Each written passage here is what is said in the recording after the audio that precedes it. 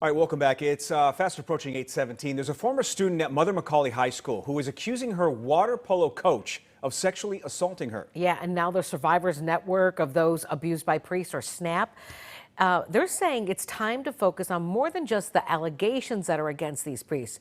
Here to talk more about that is Zach Hiner. He's the executive director of SNAP. Hey, thank you for coming on. We appreciate it.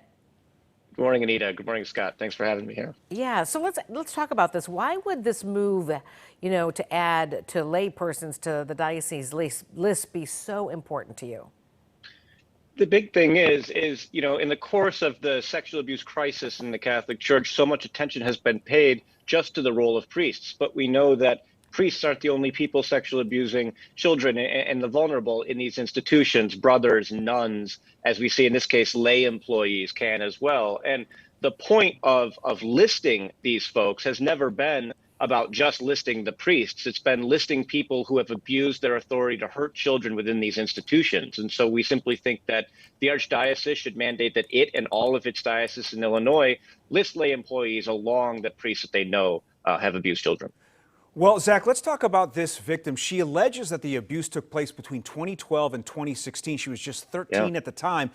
Anytime we hear from a young person who is in a situation where there are other young people and someone of power or influence, the concern is, are there other victims? What are you hearing? That's exactly right, Scott. That's exactly what we worry about. And in a case like this, it's rare for a victim to come forward at this age. The average age in America is 52 for someone who's sexually abused as a child to come forward. So in this case, we applaud this courageous young woman for coming forward. We don't know, we haven't heard of any other victims or allegations, but we hope that by coming forward, this woman would inspire anyone else who was hurt to do so as well. Yeah, in New York, there were 22% of the cases that were brought against the Catholic Church under the Child Victims Act. And this involved the lay persons that you were just talking about. And then in contrast, we're talking about lawsuits that have been filed against the public school systems in New York. That represents only about 2% of the complaints. So what is your reaction to this? I mean, what do you think is going on here? Is there some sort of flawing in the vetting process, possibly?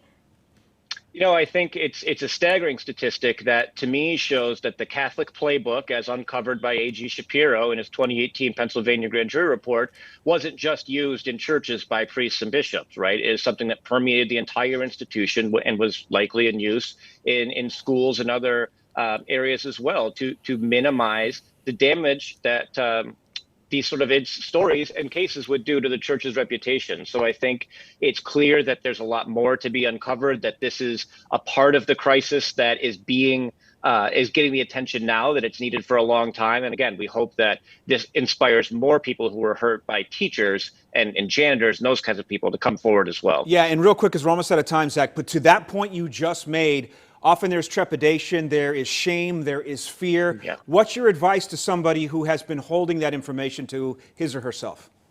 Yeah, hey, times are changing, and it's easier now for a sexual abuse survivor to come forward than it was 20 years ago. It's still challenging, it's still daunting, but find that one person you trust, that person who will love you unconditionally, whether it's a friend, a family member, a therapist. Come forward. It's far better to tell someone than to live in fear and silence. Yeah, and that pain and that hurt just just eats them up inside, and it ruins their lives. So yeah, come forward, talk about it, and call out the people who did it so that they can be prosecuted. That's right. All right, thank you very much for your time. We do appreciate you coming on this Thanks, morning. Zach. Appreciate it. Yeah, Zach Hiner, Thank you both. Executive Director of SNAP.